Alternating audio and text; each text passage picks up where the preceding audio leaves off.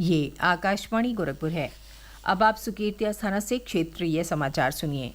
मुख्यमंत्री योगी आदित्यनाथ ने आज इलाहाबाद केंद्रीय विश्वविद्यालय के 136वें दीक्षांत समारोह में हिस्सा लिया और वहां उन्होंने बतौर मुख्य अतिथि मेधावियों को पदक प्रदान किए।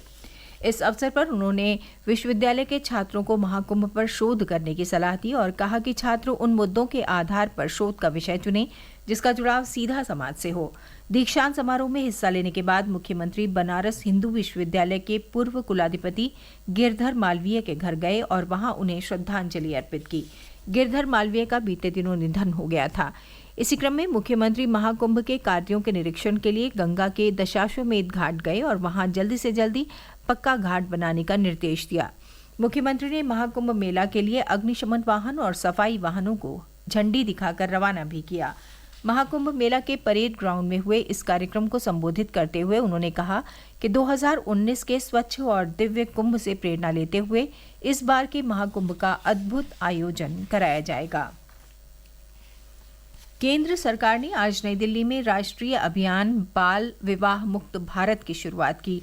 अभियान का मुख्य उद्देश्य देश को बाल विवाह मुक्त राष्ट्र बनाना है।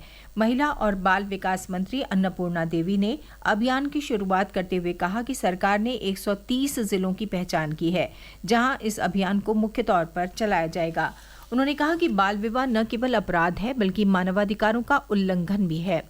अन्नपूर्णा देवी ने कहा कि बाल विवाह मुक्त भारत अभियान केवल 10 और 15 दिन का आयोजन नहीं है बल्कि ये एक निरंतर प्रयास है। राज्य के पर्यटन एवं संस्कृति मंत्री जयवीर सिंह ने कहा है कि पर्यटन विभाग प्रदेश के सभी 12 टूरिस्ट सर्किट के गंतव्य स्थलों तक प्रमुख सड़कों के किनारे ढाबों, मोटलों और फूड कोर्ट की स्थापना कराएगा। इसकी स्थापना के लिए आगे आने वाली निर्माण इकाइयों को 25 से 30% की सब्सिडी देगा। पर्यटन मंत्री ने बताया कि पर्यटन विभाग सभी मोटलों और ढाबों का विभिन्न माध्यमों से प्रचार प्रसार भी कराएगा। इच्छुक लोग इस योजना का लाभ उठाने के लिए पर्यटन विभाग के पोर्टल पर सीधे आवेदन कर सकते हैं।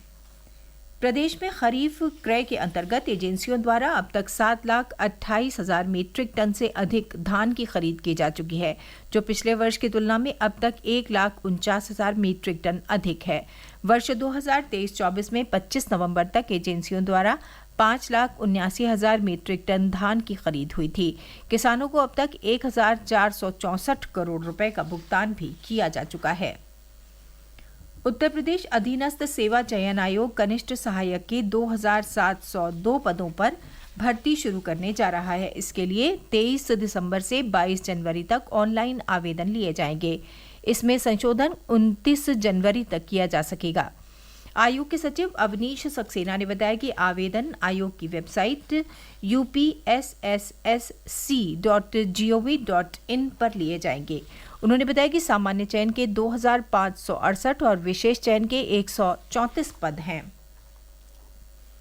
Council for the Indian school certificate examination board CISCE ने 10वीं 12वीं 2025 का परीक्षा कार्यक्रम जारी कर दिया है।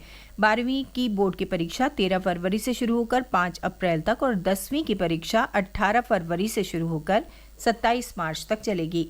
बोर्ड ने कहा है कि परिणाम मई में आने की संभावना है। आगामी 1 दिसंबर को गोरखपुर के हिंदुस्तान उर्वरक और रसायन लिमिटेड परिसर में मुख्यमंत्री सामूहिक विवाह योजना के तहत एक आयोजन किया जाएगा, जिसमें मुख्यमंत्री योगी आदित्यनाथ की मौजूदगी में लगभग 1200 गरीब बेटियों का विवाह संपन्न कराया जाएगा। योजना के तहत हर विवाह पर सरकार की ओर से 51,000 रुपये खर्च किए जाएंगे।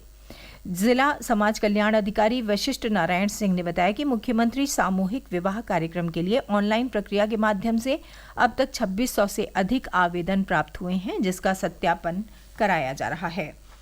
Syed Modi India international HSBC world tour super 300 badminton championship में आज भारत के 8वीं वरीयता प्राप्त खिलाड़ी आयुष शेट्टी ने भारत के लिए रघु मारीस्वामी को हराकर प्री क्वार्टर फाइनल में जगह बनाई।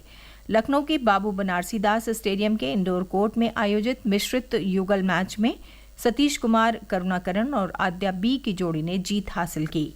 महिला युगल में भारत की कविप्रिया सेल्वम और सिमरन सिंघवी की जोड़ी ने अपर्णा बालान और गौरी कृष्णा TR को हराया।